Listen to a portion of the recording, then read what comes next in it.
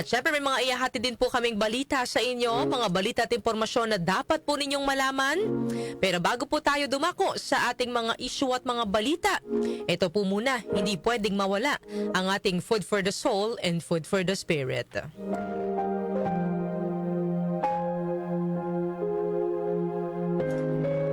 Isang araw, nahulog sa isang malalim na balon ang donkey ng isang magsasaka. Sinubukan ng magsasaka na mailabas ang donkey mula sa balon, pero bigo ito. Hanggang sa huli, ay nagdesisyon ng magsasaka na tabunan na lang ng lupa ang balon kahit naroon pa sa loob nito ang donkey. Ayon sa magsasaka, hindi na rin naman napapakinabangan yung balon dahil wala ng tubig, kaya okay lang natabunan na lang ng lupa. Tinawag niya ang kanyang mga kapitbahay para magpatulong. Nagdala sila ng tig-isang pala at nagsimulang magbagsak ng lupa sa loob ng balon. Sumilip ang magsasaka sa balon at namangha sa kanyang nakita.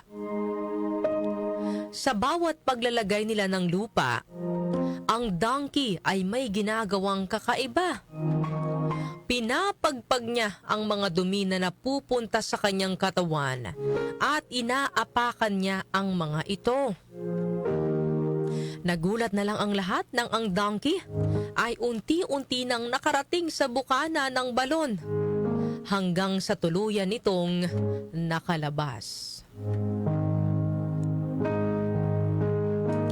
Ano po ang aral na nais pong iparating sa atin ng kwento natin ngayong umaga?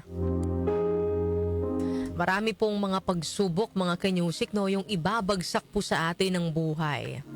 Kapag pinasan po natin ito o nagpaapekto po tayo sa bigat ng ating mga pinagdadaanan, lalo lang po tayong lulubog. Sabi nga po, when life throws dirt on you, shake it off. Hindi man po madali, no? Pero minsan kailangan lang nating ipagpag ang mga bagay na nagpapabigat sa atin. Mga problema, mga panghuhusga ng iba, pagkakamaling nagawa, o yung mga sitwasyong pong hindi po natin kontrolado. Gamitin po natin itong tungtungan o hagdan, no, para makaakyat.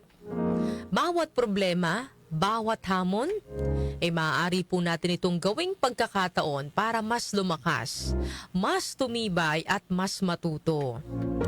Madalas, ang mga bagay po na akala natin ay katapusan na, iyan pa pala ang nagiging daan para mas umangat po tayo sa buhay.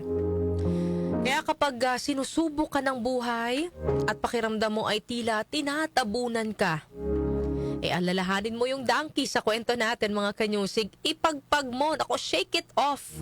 Humakbang ka pa rin, umahon, no? At syempre, huwag kalimutang humingi ng gabay sa Panginoon dahil sa Kanya po nanggagaling yung ating lakas na hindi mauubos, ang tapang na hindi natitibag, at ang pag-asa na hindi po naglalaho, no? Kaya kapag hinayaan mo, mga kanyusik, doon na ang Panginoon po yung umalalay sa'yo, walang balon ng buhay or walang problema ang hindi po natin kayang akyatin o hindi po natin kayang lagpasan. Sabi nga po, mga kanyusik, sa Isaiah chapter 41 verse 10, "So do not fear, for I am with you. Do not be dismayed, for I am your God. I will strengthen you and help you. I will uphold you with my righteous right hand." Yan po ang ating food for the soul and food for the spirit ngayong araw po ng Biyernes.